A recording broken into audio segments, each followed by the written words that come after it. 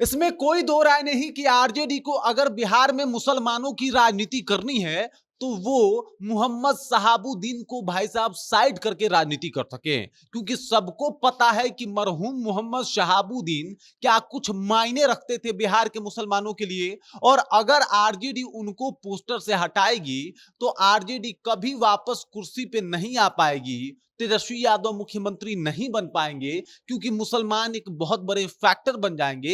ये सब कुछ क्लियर दिखता है। और आज देख लीजिए किस तरीके से आरजेडी ने अपने ऑफिशियल पेज से मोहम्मद शहाबुद्दीन को श्रद्धांजलि अर्पित की है। सब कुछ बताऊंगा, इसके राजनीतिक मायने भी आपको समझाऊंगा, लेकिन उससे पहले मेरा परिचय जान लीजिए। मेरा नाम है रजत और आप जनता जंक्शन देख रहे हैं। सबसे पहले तस्वीरें देख लीजिए, यहाँ पे आपको मोहम्मद शहाबुद्दीन जी दिखाई दे रहे होंगे और आज उनकी पुण्यतिथि है। इसके ऊपर आरजेडी ने अपने ऑफिशियल पेज से लिखा है कि राष्ट्रीय जनता दल के संस्थापक सदस्य पूर्व सांसद मरहूम मोहम्मद शहाबुद्दीन साहब के यौमे वफात पर राजद परिवार जो है खिराजे अकीदत पेश करता है। मतलब उनके पुण्यतिथि पे भावभीनी श्रद्धांजलि जो है वो आरजेडी पेश कर रही है। और ये इसलिए कर रही है क्योंकि उनको पता है कि बिना इनके ये मुसलमानों के रहनुमा या फिर नेता नहीं बन सकते।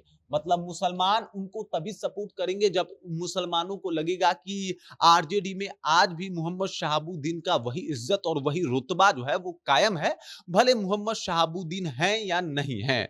मोहम्मद शहाबुद्दीन की अगर बात की जाए तो अभी उनके तरफ से उनकी जो बेगम है हिना साहब वो राजनीति कर रही हैं, उनके बेटे ओसामा साहब की बातें होती है। और ये सबको पता है कि अगर ओसामा साहब और हिना साहब को साइड करने की कोशिश की जाएगी तो इसका परिणाम अच्छा नहीं होगा।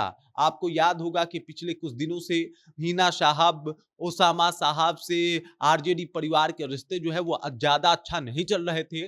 और इसी का परिणाम था कि अगर आप 2020 के विधानसभा चुनाव को भी देखें तो उस तरीके का माहौल नहीं बना पाए थे। और लोकसभा चुनाव में जब सबको ये पता चल गया था कि भाई साहब इन लोगों में ठीक नहीं चल रहा कुछ भी, और अकेले हिना साहब लोकसभा का चुनाव लड़ रही हैं, आरजेडी ने टिकट तक नहीं दिया, तब एकदम से पूरा मामला जो है वो क्लियर हो गया और इस बात का जगह जगह पे विरोध हुआ, जिसका परिणाम ये रहा कि कई जगहों पे आरजेडी को सीटें हारनी पड़ी, कई जगहों पे आरजेडी जो है वो पिछड़ गई और आरजेडी वो गलती अब दोहराना नहीं चाहती। इसीलिए मोहम्मद शहाबुद्दीन के पुण्यतिथि के ऊपर जो है उन्होंने मोहम्मद शहाबुद्दीन का बकायदा फोटो डाला है और उन्हें भावभीनी श्रद्धांजलि भी अर्पित की है।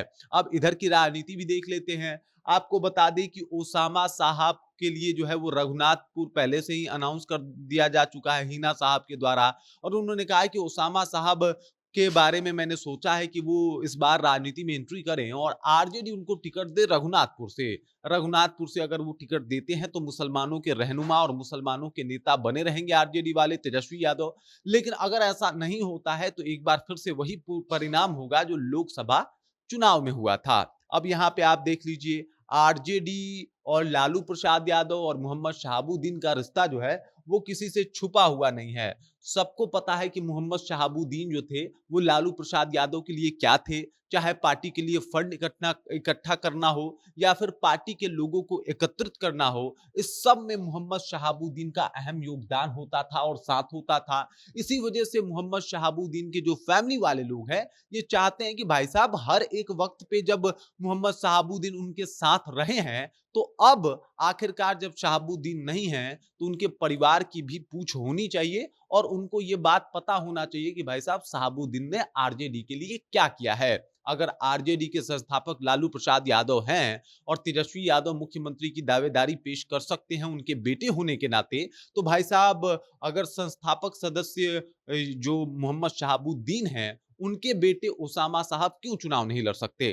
कई बातें आती हैं सामने और ओसामा साहब का जो डिमांड है वो भी बिल्कुल जायज है कि भाई साहब मेरे पिताजी ने जो आरजेडी के लिए किया है शायद आरजेडी का कोई दूसरा नेता उतना निछावर नहीं रहा है।